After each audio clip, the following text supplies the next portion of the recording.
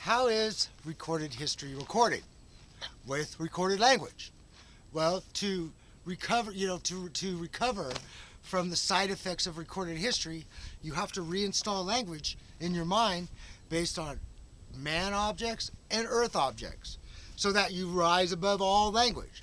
Because that's what this video is about: is how to reinstall language in your mind to become a native citizen of Earth. All right, man objects, earth objects, the literacy objects. Think of them like filters. That's why I created them.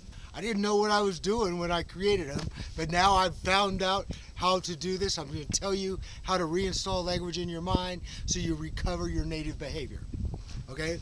Now, the first set of, that you have to, to free yourself from recorded history word slavery, you got to realize that we are recorded history slaves because we emotionally grunt. All right?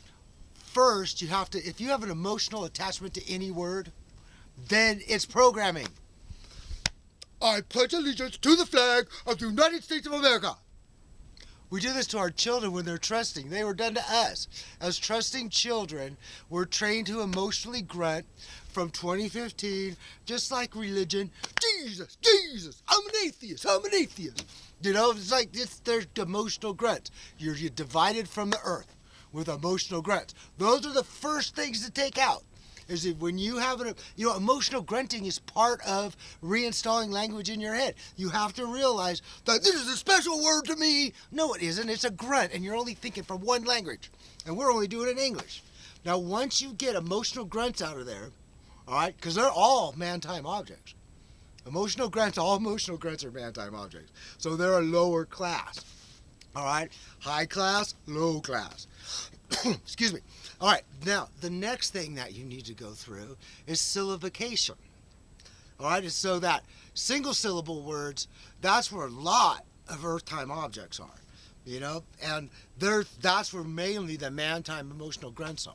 It's because when we were first making language, as you rise above language, that you start seeing how language was created and that kind of thing. So one syllable and two syllables, in your mind, is you clear all the emotional grunts out, and most of those are EarthTime objects or earth objects.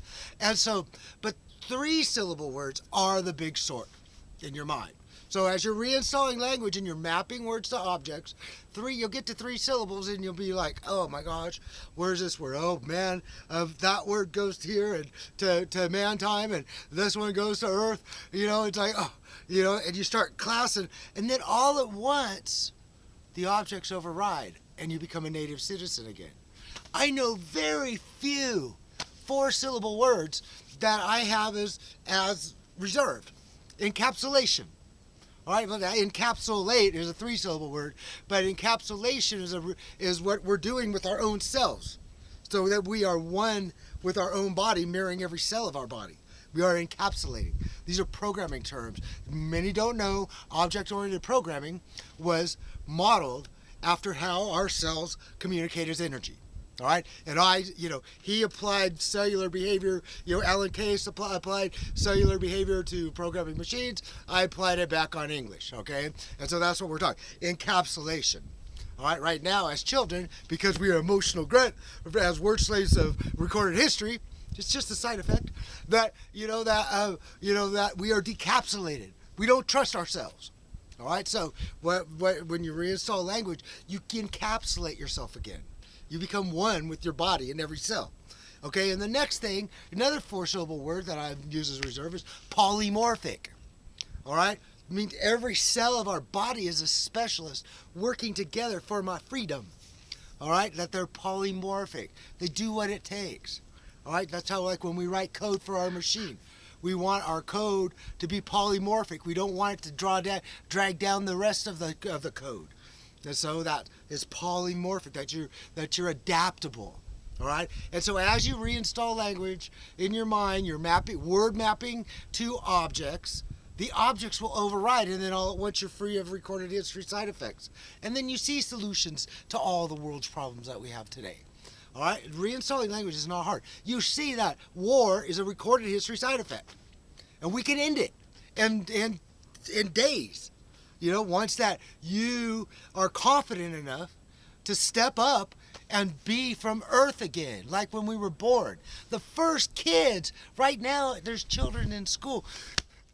I think I need to do something. We're brainwashing them so that we could kill them in war. I mean, the most, like I've said this before in the other videos, is that the main thing that happens as we become recorded history word slaves is that we're trained to live for the dead instead of our children. That's why we kill the children in war, because we live for the dead. Well, this reverses it. When you reinstall language in your mind using the literacy objects, what I call Galileo time object science, you got your Earth objects and you got your man objects. It doesn't matter what language you speak, we're processing the world as native citizens. And you see that the military complex is, that's just, we could end all of the wars in 20 days with the gTimers of the tech age. That's one of the main goals.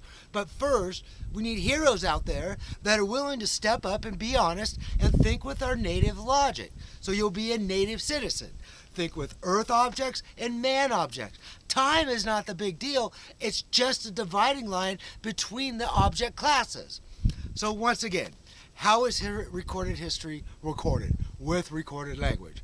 All right, to free yourself from recorded history of word slavery is to first purge all the emotional grunts. If you can't draw the grunt, it's an emotional grunt. We call them e-gruntas. Don't be an e-grunta. All right, and then next, you're reinstalling language by mapping words to the object classes. You got your man objects and you got your Earth objects. All right, it's so that you're mapping the words to the two object classes, and then pretty soon your body starts seeing how language was constructed and how it was and what was happening here, and all the side effects of recorded history go away because you're thinking with class. All right, and then as you go through the syllabication, what single syllable words, a lot of those are Earth. All languages are different, but most of those are Earth objects. And then then you got your man objects start really coming in strong at 2-syllable words and 3-syllable words is the huge sort. Now we're gonna do all this with technology. I got a system design to separate language, the top 10 internet languages with technology. But you first have to do it within your own mind. We're not like computers. We don't have a reset. You have to push reset on yourself so you live for the future and for the children. Remember, the biggest recorded history side effect is that we're brainwashed. A program, let me use that. Don't want to make you emotional grunt. Emotional grunting is part of recovery, by the way. We were brainwashed. No, we were programmed to live for the dead instead of the future. All right, and our own children. We kill them in war. Okay, it's a recorded history side effect. All right, and so no species ever had two classes of objects to think with. All right, so all you have to do is map your words and you'll free yourself and you'll be one of the most evolved people on the planet and you'll help everybody else out too. This is not hard. It's simple. You just have to be honest. All right? Man objects, Earth objects. Think with class. I love you, friends. All right, be a gTime instructor. This isn't hard. It's simple. Bye.